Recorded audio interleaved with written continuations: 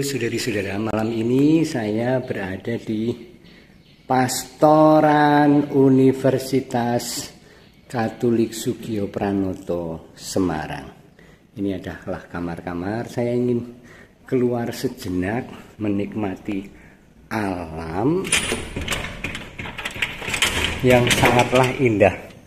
Ini saya keluar di Sotoh dan aduh, view-nya ampun, alamnya ini di kota Semarang loh, kota Semarang.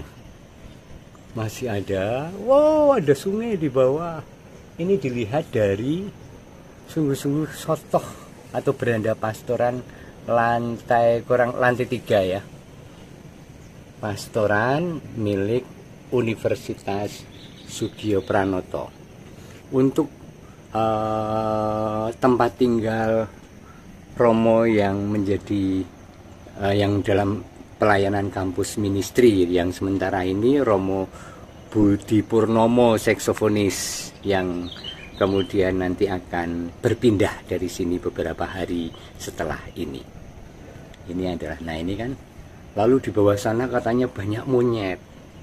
Saya belum melihatnya, memang saya belum mengeksplor itu. Aduh, udaranya juga sejuk karena memang ini bulan Agustus ya, berdiding. Kita akan sarapan pagi bersama seorang tamu yang sangat istimewa. Nah, ini adalah kamar kerjanya Romo Budi Purnomo yang sebentar lagi juga akan ditinggalkan dalam kesedihan dan berlimpah air mata. Dan saya makan pagi bersama. Wis jenenge neng neng pastoran kampus ya ora ono apa-apa iki. Mungkon makan bakpo siji-siji loh. Ya, tetapi saya senang dengan persahabatan dengan beliau ini. Nah, itu. Nah, yang tamu istimewa yang saya sebut tadi adalah ini. Seorang sepuh. Halo, Pak Min loh. Pak Min. Ayo Pak Min. Sugeng Enjang. Sugeng Enjang berkah dalam. Nah, ini usianya 75 adalah 79 adalah ayah atau bapak dari Romo Budi Purnomo, tetapi tinggal di Batu Retno, Wonogiri, dan sedang menjenguk Romo Budi. Pak Min, panjenengan itu selalu tampak sumringah, gembira. Apa yang membuat hidup panjenengan itu selalu gembira? Yuk. Wah, apa? Tidak bisa dicukup dengan satu kata. Oke, ayo ceritalah. Saya itu bergembira selalu dalam keadaan suka dan duka, karena setiap saat saya itu membaca dalam kata yang penuh dengan harmoni Roh Kudus. Ternyata Tuhan selalu ada di dalam hati saya. Panjenengan mengalami bahwa Tuhan itu selalu bekerja, Roh Kudusnya dalam hati. Iya. Oke. Saya banyak membaca dengan suatu fenomena-fenomena yang terjadi dari abad ke abad sampai sekarang ini, selalu saya rasakan. Sehari-hari dalam sugeng panjenengan, dalam hidup panjenengan, Allah itu makarya seperti apa sih dalam hidup Pak Min? Wah, manifestasinya Allah itu bermacam-macam. Saya itu selalu gembira kalau saya itu bisa mengambil puntung rokok di halaman, saya buang ke tempat sampah. Saya bersyukur di situ. Nganu ki nurun anake dadine lingkungan hidup. Ya, terus apa lagi? Itu ilmunya, saya pelaksanaannya. Oh, jadi dia ini mau teoritik ya? Teori itu ilmu. Ayo, ilmu ya. Ora teoritik ya. Ilmu itu lakone kanthi lagu. Ah, ya. Lakune iki. Lakune bapake. Nah, saya ini sudah 2 tahun menjadi kontribusi namanya pembersihan. Saya bersyukur. Apa itu 2 tahun kontribusi pembersihan, maksudnya apa? Kalau bisa tidak mau, pasarnya kotor. Tapi kalau bisa mau, pasarnya menjadi bersih. Dan panjenengan melakukan apa itu? Saya merasakan sebagai kontribusi untuk pembersihan. Di mana? Di pasar. Oh, neng pasar? Iya. Oh, keren. Saya itu bergulat dengan kotoran setiap hari. Oh, ini luar biasa ini yang menjadi kebanggaan saya. Wow, malah jadi. Padahal tidak dibayar ya. Ya, Sukarela ya. ya dikasih mana ya, tapi cuma letel aja. Untuk makan sak duduan itu enggak cukup. Iya. Saya selalu melihat bersyukur. Di atas saya. Nilai apa itu panjenengan sukacita membersihkan lingkungan dan bersyukur karena nilai apa yang panjenengan gayuh ini? Saya ini berbahagia kalau melihat puntung rokok basah bisa sabun. Saya berpikir dalam hati kecil saya, orang-orang itu kalau membuang puntung rokok di sebelah mana saja sama sebenarnya, iki nek aku kelakar. Ya iki pranyirim peti kowe nek besok arep mlebu nyang kraton ing swarga. Itu apa ya ana hubungane karo iman kapercayan? Apa ana hubungane gandeng jenenge dengan iman nek membersihkan sampah, peduli pada lingkungan nek menurut panjenengan? Sangat lekat, itu seperti perangko. Piye, seperti apa dihubungkan? Kebersihan. Itu kan sebagai pencerminan bahwa Allah itu maha bersih segalanya.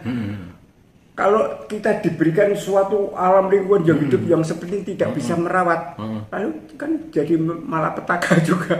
Wah, budeng banget ini. Pak, ini lain. Ya, gimana? Panjenengan tentu saja dong, siapa sih yang tidak bangga anaknya dipanggil menjadi Romo? Dan anak panjenengan itu bukan hanya Romo yang punya keistimewaan yang sangat luar biasa. Saya pun terus mengaguminya. Panjenengan bergembira, bersyukur atau seperti apa dengan hadiah dari Tuhan melalui panjenengan lahir seorang imam?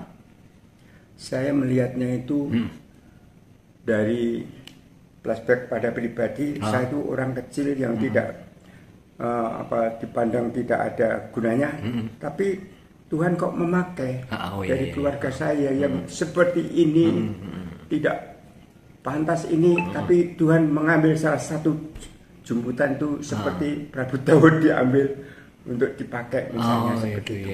Nah ini saya menjadi bersyukur Tuhan berkenan untuk memakai dari anak saya sebagai abdi untuk melayani, untuk diutus dan sebagainya. Alkitab ya kayak Kidung Maria loh. Jiwaku memuliakan Tuhan. Ya ini saya ungkapkan dari hati. Jadi kalau saya mengungkapkan dari hati itu tentu saja sudah dilengkapi dengan banyak-banyak baca-baca lalu menjadi suatu seperti perangko melekat. Panjenengan remen maos, suka membaca. Ya, suka membaca. Wow, ya kuwi cetha dadi diturunke. Nadian Pak Min ini seorang petani di kampung, tetapi pengetahuan dan keingintahuannya tentang banyak hal itu terus diupdate melalui buku-buku, melalui membaca situasi, membaca alam semesta, doa dan seterusnya. Oh iya, berarti. Ayo aku takon karo Pak Putra jenengan soalnya iki sing marake wong do ndelok. Deng. Romo Budi Purnomo. Panjenengan apa sih maksud apa sih perasaan apa mempunyai atau apa sih bangga seperti apa mempunyai ayah Pak Min ini, karena ini sangat dikenal petani tetapi gapyak neng Wonogiri do tepung. Seperti apa sih Bapak ini kanggo panjenengan? Ya tentu saja saya bersyukur punya ayah yang rendah hati, yang mewariskan pada saya kesederhanaan bersama belahan jiwanya yang sekarang sudah di surga, Bu Suharti. Jadi mereka berdua sejak kecil memang menanamkan pada diri saya. Saya masih ingat loh, mungkin Bapak Ibu sudah lupa. Bar komuni pertama, nak agurung misa neng gereja harap sarapan rak bareng. Kamu belum memberi makan jiwamu, makan enak saja. Misa harian, misa minggu? Ya, misa harian. Oh ya. Oh, jadi menanamkan pendidikan gitu. Aturan liturgi di Batu Batu kan berubah-ubah. ada dipimpin oleh Bro Diakon setiap jam 4 sore.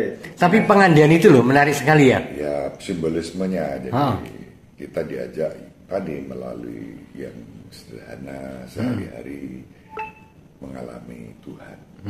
Itu yang saya alami dari kecil sebagai anak ya, tentu bersyukur. Saya itu tak potong ya. Saya itu memarahi anak sekali. Saya ingat sekali. Mau berangkat sekolah pagi di SMP negeri itu, cuma tak jongkong sirain itu dia pura-pura jatuh. Terus harus pinter dong. Iya. Aku udah jatuh. Iya. Jangan lagi. terus tak bus dengan kasih sami. Berapa itu? Sangane piro mbiyen? Wis sangane Rp100. Oh, Rp100. Iya. Kok ketimbus untuk ibuke. Tahun 70-an. Iya. Itu kan lulus SMP 83 Romo. Iya. SMP lulus 83. Wah, aku sangane Rp10 kok. Mung nek olahraga seminggu sekali. Nggo tuku es. Ya memang. Yang lainnya itu ya saya keras. Gua kalau anak 6 sing 5 lanang kabeh dadi bala dewa. Wong wis setengah rolas kabeh digirek tidur sih kan tunggone.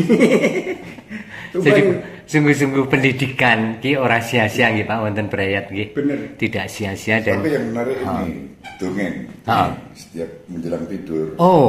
Ya entah bapak entah ibu itu selalu dongeng untuk kita. Dongeng tradisional Kancil. Oh iya. Boyo, macan. Pendidikan Kancil. Itu pendidikan nilai ya. Juga sejarah. Jadi sejarah. Sejarah tentang apa? Tentang Joko Tingkir. Semua itu diceritakan dengan bahkan bersambung. Dan itu dongeng harus sampai kami semua tidur. Jadi kalau yang dongeng tertidur bangunkan, belum selesai. Iya. Bener. Iya. Nggonku ya ngono iki. Saya Romo Budi, nek terakhir iki. Apa sih akar?